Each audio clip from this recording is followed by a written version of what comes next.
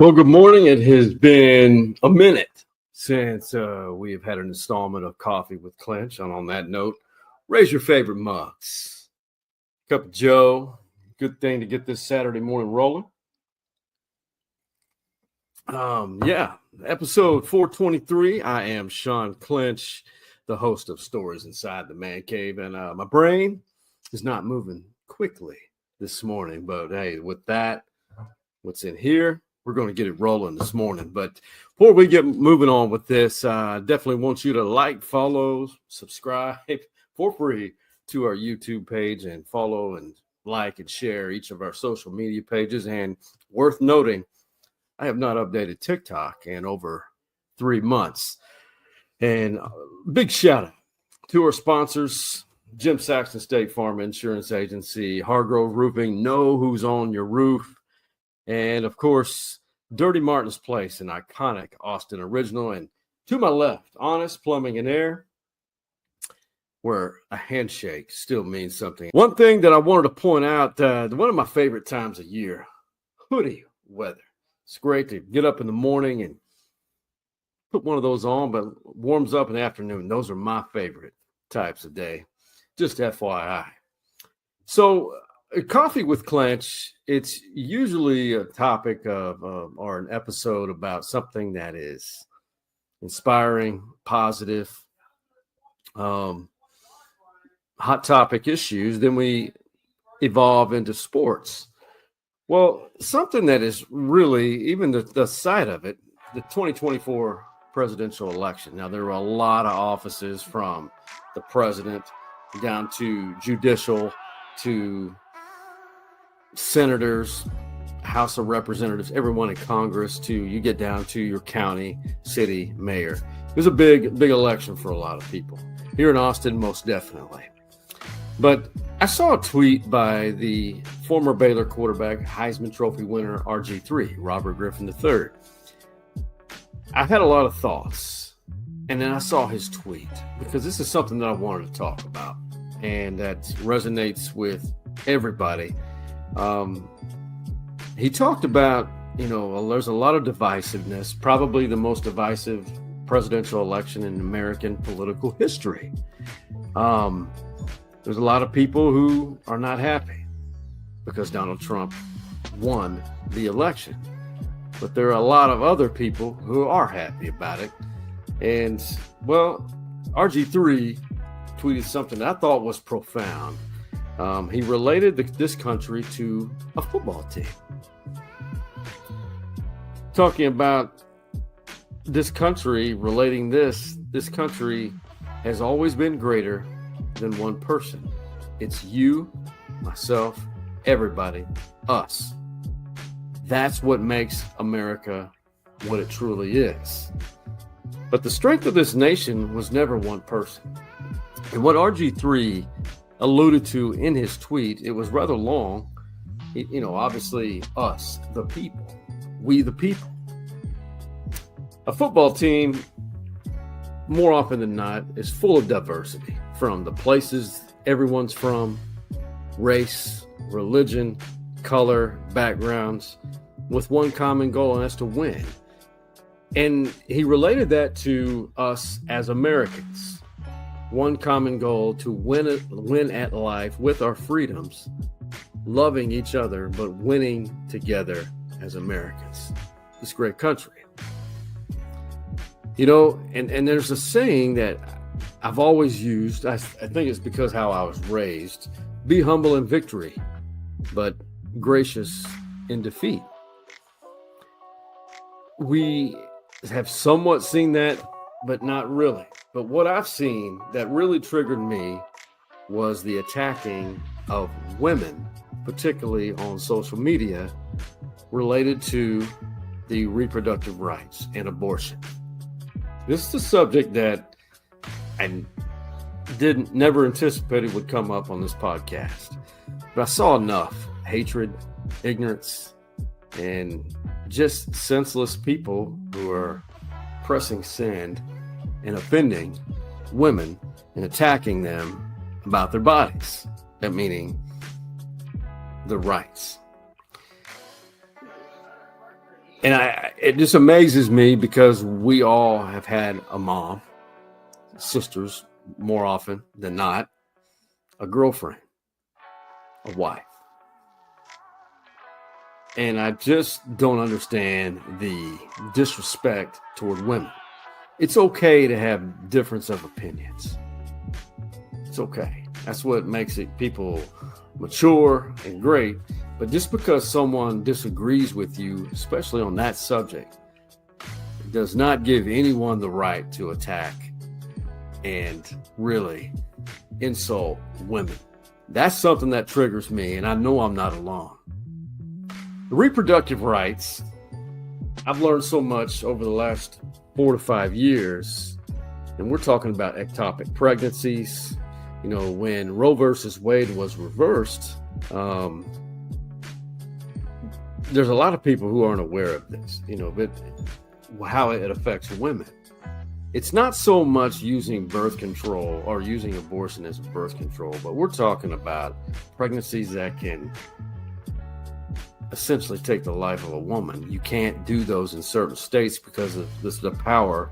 After Roe versus Wade was reversed, the power goes to the state to determine their laws on abortion. And unfortunately, some pregnancies have to be terminated to save the life of a woman. But to tell a woman what she can or can't do with their bodies, I know that's a political debate. Everyone has a different opinion on it.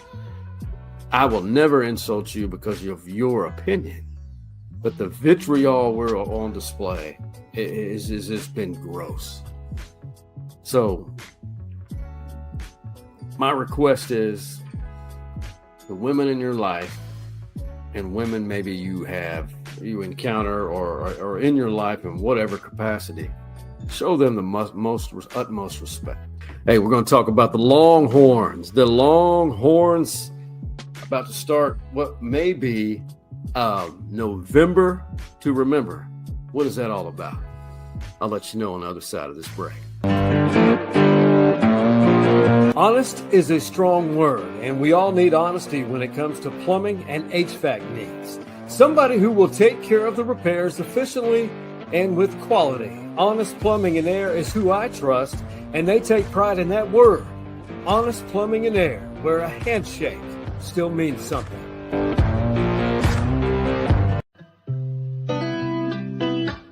The Saxton name resonates in Austin. Jim's late father, James Saxton, is a Longhorn legend, a Heisman finalist while playing for Darrell K. Royal. And Jimmy is a UT football legacy from Westlake. He has been insuring Austin for decades. He and his staff will give you old school hospitality when servicing your insurance needs.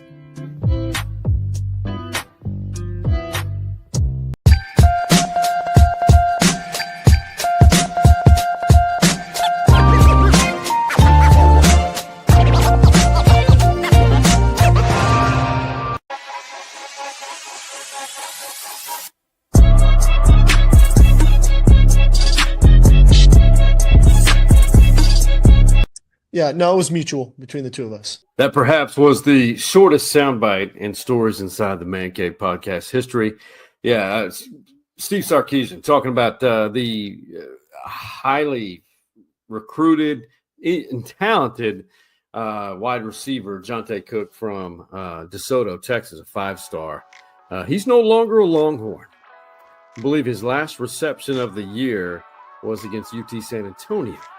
I've heard rumors of the reasons why, but I can't confirm them. So I'm not going to talk about them. Number of reasons, but he is entering the transfer portal, and shockingly,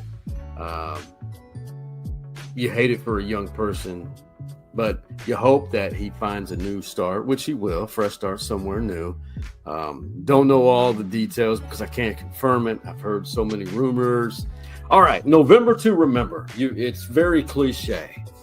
For many teams, November is when you truly congeal as a team and make a run. Make that push, that final push toward becoming who you will be, your destiny, reaching your destiny. In this case, Texas, November will determine if Texas plays for a championship. First SEC, and then into the 12-team playoff to play, hopefully, for the Longhorns in national championship.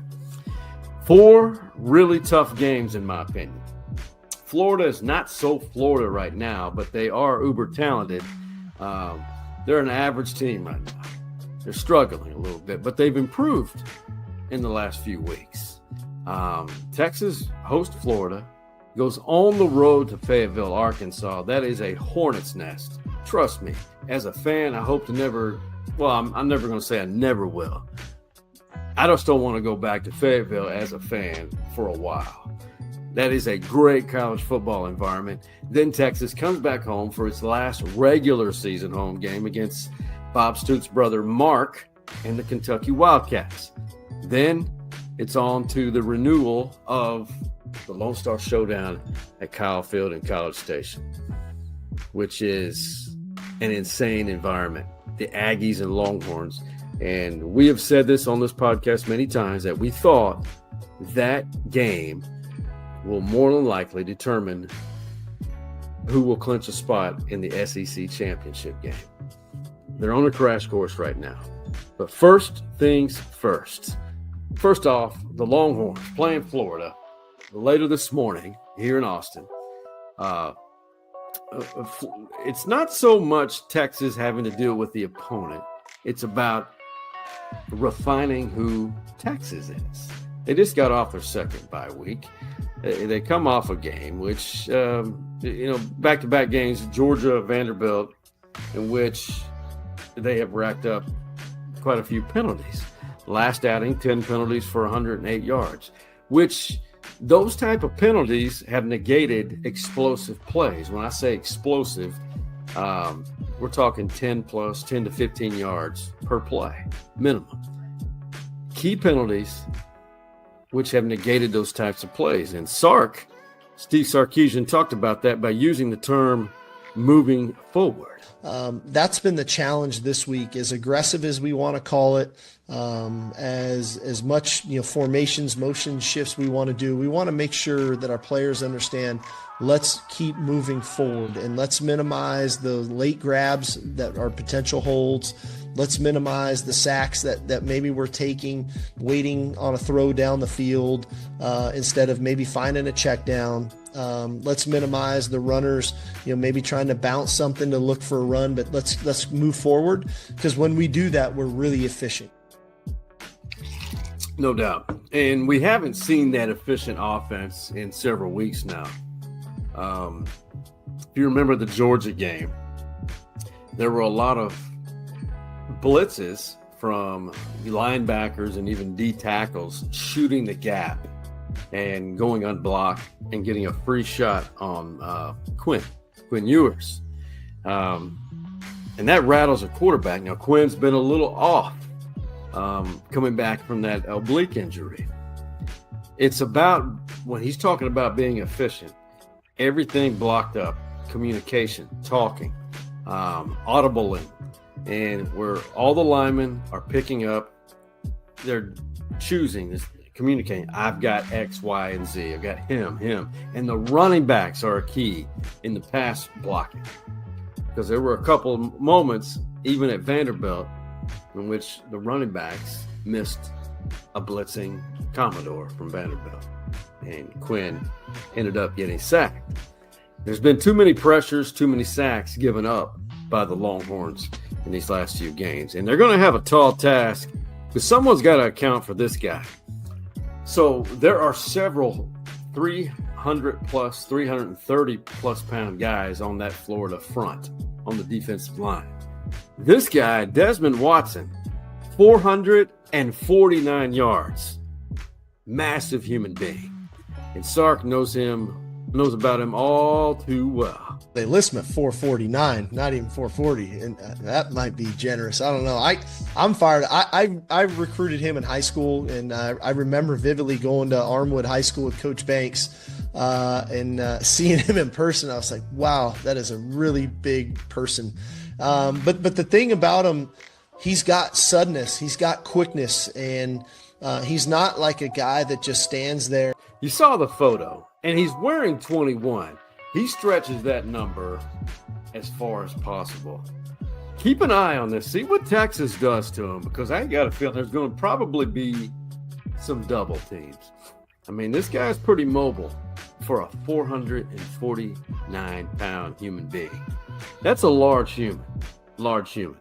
Another thing to keep an eye on, their uber-talented quarterback, youngster, DJ Lagway, game time decision, has a hurt hamstring that he suffered against Georgia.